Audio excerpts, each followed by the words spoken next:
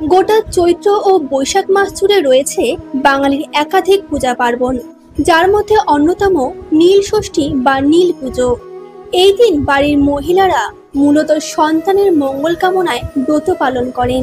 গ্রাম বাংলার মুখে মুখে শোনা যায় এই কথাটি, আমার সন্তান যেন থাকে দুধে ভাতে। অন্নদামঙ্গল কাব্যে দেবী অন্নপূর্ণার কাছে এই প্রার্থনা জানিয়েছিলেন ঈশ্বরী পাটনি। বাংলার মায়েদের মনের এই চিরন্তন প্রার্থনায় যেন ধরা পড়ে নীল ষষ্ঠীর ব্রতয়ে। সন্তানের মঙ্গল কামনা করে এই ব্রত রাখেন বাংলার মায়েরা। চৈত্র সংক্রান্তির আগের দিন প্রচণ্ড গরমের মধ্যে সারাদিন নির্জলা উপবাস রাখেন তারা। সন্ধ্যায় শিবলিঙ্গে জল ঢেলে মহাদেবের পুজোর প্রসাদ মুখে দিয়ে উপবাস ভাঙার রীতি রয়েছে। চৈত্র সংক্রান্তির আগের দিন পঞ্জিকা অনুসারে ষষ্ঠী তিথি নয়, তা হলেও এই দিন নীল ষষ্ঠীর ব্রত পালন করা হয়। বাংলার 12 মাসের 13 পার্বণের অন্যতম হলো এই নীল ষষ্ঠী বা নীল যাত্রা ও নীল পুজো। 2025-এ নীল ষষ্ঠী বা নীল পুজো পালিত হবে সাধারণত চৈত্র সংক্রান্তির আগে, অর্থাৎ চড়ক উৎসবের আগের দিন নীল পুজো পালিত হয়। এই বছর 13ই এপ্রিল রবিবার অর্থাৎ 30শে চৈত্র পড়েছে নীল পুজোর তারিখ। নীল ষষ্ঠীতে কেন শিবের পুজো হয়? গ্রাম বাংলায় ষষ্ঠী তিথিতে উর্বরা শক্তি দেবী ষষ্ঠীর আরাধনা করার প্রথা আছে। অশোক ষষ্ঠী এবং শীতল ষষ্ঠী হলো এমনই নানান ষষ্ঠী পার্বণ, কিন্তু নীল ষষ্ঠীতে ষষ্ঠী দেবী নন, সন্তানের মঙ্গল কামনা করে মহাদেবের আরাধনা করা হয়ে থাকে।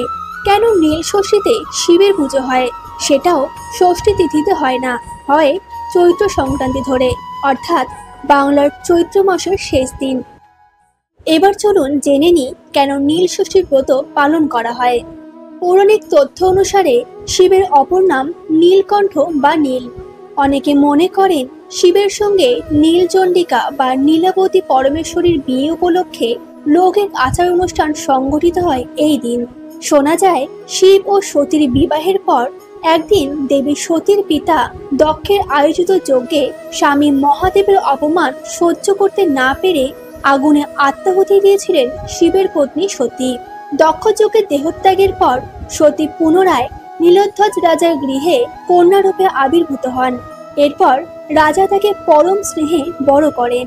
কালক্রমে দেবী পার্বতীর তপস্যায় তুষ্ট হলে ভগবান শিবের সঙ্গে বিয়ে হয় মাতা পার্বতী। বিবাহ দেন রাজা নীলধ্বজ বা গিরিরাজ। বাসর ঘরে মক্ষিকা রূপ ধরে ফুলের সঙ্গে জলে নিক্ষিপ্ত হয়ে মৃত্যুবরণ করেন তিনি। তা দেখে শোকে রাজা ও রানীও প্রাণ বিসর্জন দেন।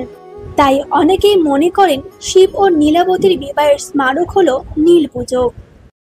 নিম বা বেলকাঠ থেকে নীলের মূর্তি তৈরি হয়। চৈত্র সংক্রান্তির বেশ আগেই নীলকে মণ্ডপ থেকে নিচে নামানো হয়। নীল পুজোর আগের দিন অধিবাস, অধিক রাত্রে হয় হাজরা পুজো, অর্থাৎ বিয়ে উপলক্ষে সকল দেবতাকে আমন্ত্রণ করা। হাজরা পুজোয় শিবের চেলা বা ভূত প্রেতের দেবতাকে পোড়া শোলের মাছ ভোগ দেওয়া হয়। পরদিন নীল পূজার সময় নীলকে গঙ্গা জলে স্নান করিয়ে নতুন লাল শালু কাপড় পরিয়ে অন্ততপক্ষে 7টি বাড়িতে নীলকে ঘোরানো হয়। নীল সন্ন্যাসীরা একই রকম লাল কাপড় পরে পাগড়ি মাথায়, গলায় রুদ্রাক্ষ মালা ও হাতে ত্রিশূল নিয়ে নীলকে সঙ্গে করে এই মিছিল করেন। এদের দলপতিকে বলা হয় বালা। সাথে থাকে ঢাক, ঢোল, বাঁশি বাজনা দলের দল এবং কাল্পনিক শিব দুর্গার সাজে সঙ্গেরা। গৃহস্থ মহিলারা উঠানে আলপনা দিয়ে নীলকে আহ্বান করে বরাসনে বসিয়ে তার মাথায় তেল সিঁদুর পরিয়ে দেন। এরপর নীলের গান শুরু হয়। নীলের এই গানকে বলা হয় অষ্টক গান। ওই দিন সন্ধেবেলায় সন্তানবতী হিন্দু রমণীরা সন্তানের কল্যাণার্থে প্রদীপ জ্বালিয়ে শিব পুজো করে সারাদিন উপবাস ভঙ্গ করেন। এই দিনে গ্রাম বাংলার অনেক স্থানে চৈত্র সংক্রান্তিতে চড়ক পুজো উপলক্ষে গাজনের মেলাও বসে। এছাড়াও নীল ষষ্ঠীর সঙ্গে জড়িয়ে আছে আরও একটি লোককথা। পুরাকালে এক বামুন আর বামুনি ছিলেন, যারা অতি ভক্তি ভরে নানা ব্রত পালন করলেও তাদের সন্তান বেশি দিন বাঁচত না। এইরকম ভাবেই দিন কাটানোর সময় একদিন কাশীর গঙ্গার ঘাটের উপর বসে দুঃখে দুজনে কাঁদছিলেন তারা। এই দেখে মা ষষ্ঠী বুড়ি বামুনের বেশ ধরে এসে তাদের জিজ্ঞাসা করেন, তোরা কাঁদছিস কেন? বামুনি তার দুঃখের কথা জানালে মা ষষ্ঠী প্রশ্ন করেন, তোরা কি নীল ষষ্ঠী করেছিস? বামুনি উত্তর দেয়, সে কি মা, কই ও ব্রত তো আমরা জানি না।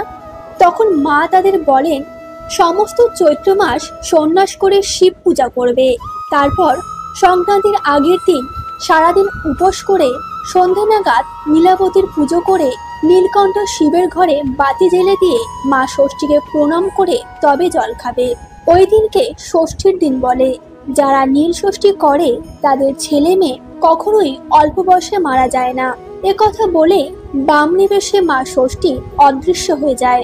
এরপর বামুন ও বামনি ভক্তি ভরে নীল ষষ্ঠীর পুজো করেন। এরপর থেকে তাদের ছেলে মেয়ের কখনো কোনো অঘটন ঘটেনি, তারা সুস্থভাবে বেঁচে থাকে। এভাবেই শুরু হয় নীল ষষ্ঠীর পুজো। এবার জেনে নিই নীলব্রত পালনের নিয়ম। নীল ষষ্ঠীর দিন সারাদিন উপোস করে সন্ধ্যাবেলা শিবের মাথায় জল ঢালতে হয়। এরপর শিবের মাথায় বেলপাতা, ফুল যেমন আকন্দ, ধুত্রা, অপরাজিতা অথবা যে কোনো সাদা ফুল ও একটি ফল ছুঁয়ে রাখতে হয়। এরপর সন্তানের নামে একটি মোমবাতি জ্বালিয়ে প্রার্থনা করতে হয়। পুজোর দিন উপোস ভাঙার পরও এই দিন ফল, সাবু ইত্যাদি ছাড়াও ময়দার তৈরি খাবারও খেতে পারেন। মনে রাখবেন, খাবারে যদি লবণ খান তাহলে অবশ্যই সন্দক লবণ দিয়ে খাবার খেতে হয়। মনে করা হয় ব্রতের দিন উপোস করে নিষ্ঠা করে কিছু নিয়ম মানলে ভক্তের মনোবাঞ্ছা পূরণ করেন দেবাদিদেব। নীল ষষ্ঠীতে মূলত সন্তানের মঙ্গল কামনায় উপোস করে থাকেন মহিলারা। তবে শুধু বিবাহিত মহিলা নয়, অবিবাহিত মহিলা এবং অনেক পুরুষও এই ব্রত পালন করেন নিষ্ঠা করে। তারকেশ্বর থেকে শুরু করে পশ্চিম বাংলার একাধিক স্থানে কাঁধে বাঁক নিয়ে শিবের মাথায় জল ঢালতে হাজির হন শিব ভক্তেরা। আবারও দেখা হবে পরবর্তী ভিডিওতে। আমাদের পুরাণ কাহিনী চ্যানেলের ভিডিও যদি আপনাদের ভালো লাগে তাহলে অবশ্যই লাইক ও কমেন্ট করে আমাদের পাশে থাকুন। ধন্যবাদ।